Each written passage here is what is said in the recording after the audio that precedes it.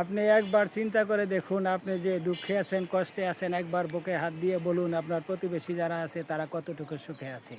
তাদের দুঃখটুকু অনুভব যদি করতে পারেন তাহলে আপনি একাই সুখ অনুভব করবেন। সুখ জিনিসটি হচ্ছে মনের বিষয়।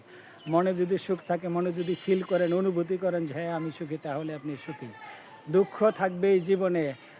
জীবনে অনেক কিছুই আসবে, অনেক কিছুই যাবে। দেখুন আপনার আত্মীয়স্বজন কতজন মারা গেছে, তখন আপনি কতটা হতাশাগ্রস্ত ছিলেন। সেই সুখ আল্লাহ পাক আপনাকে ধৈর্য সহকারে অতিবাহিত করার সুযোগ যেহেতু দিয়েছে, ঠিক সেরকমই এই ফেসবুক প্ল্যাটফর্মে কেন, বাস্তব জীবনেও আপনি সফলতা অর্জন করতে পারবেন।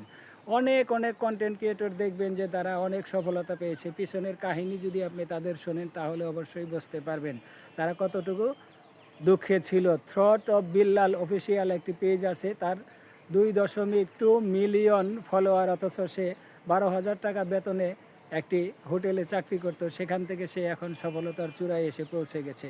ঠিক সেরকমই সে যে কত কষ্ট করেছে সে মাঝে মাঝেই বলে।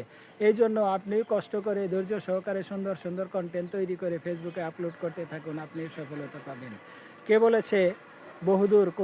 কখনোই কোনো জিনিস বহুদূর নয়। মন থেকে যদি মনে করেন সে এই দূরত্ব আমাকে অতিক্রম করতেই হবে, এখানে আমাকে যেতেই হবে, আপনার শুধু চলাটা সুগম করতে হবে। সেই সুগম করার জন্য প্রতিবেশী বা আপনার অন্যান্য কন্টেন্ট ক্রিয়েটর যারা আছে তারা যেই সমস্ত ভিডিও বা অন্যান্য পোস্টগুলো করে সেগুলো আপনি দেখে আপনি উৎসাহ পাবেন। সেই উৎসাহ দেওয়ার জন্যই কিন্তু এরকম অনেক অনেক হাজার হাজার কন্টেন্ট ক্রিয়েটর আছে যারা সফলতা পেয়েছে, তাদের দেখেই আপনি সামনের দিকে এগিয়ে যাবেন। এটাই হচ্ছে সফলতার প্রথম ধাপ। দ্বিতীয় ধাপই হচ্ছে আপনি যত সুন্দর কোয়ালিটি সম্পূর্ণ কন্টেন্ট তৈরি করে ফেসবুকে আপলোড করবেন, ততই হচ্ছে দ্বিতীয় ধাপ পার হলেন।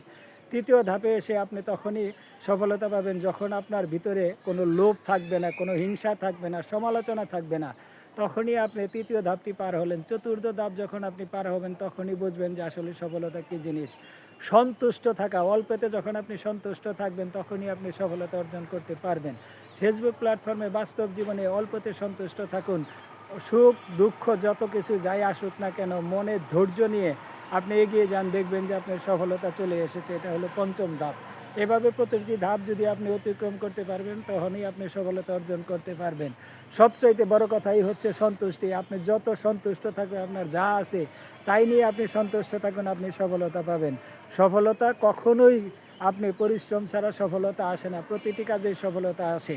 সেই সফলতার পিছনেই হচ্ছে পরিশ্রম। আপনি আপনার মতো নিষ্ঠার সাথে পরিশ্রম করে যেতে থাকেন, সফলতা আসবেই। কে বলেছে বহুদূর? আসলে কিন্তু বহুদূর নয়।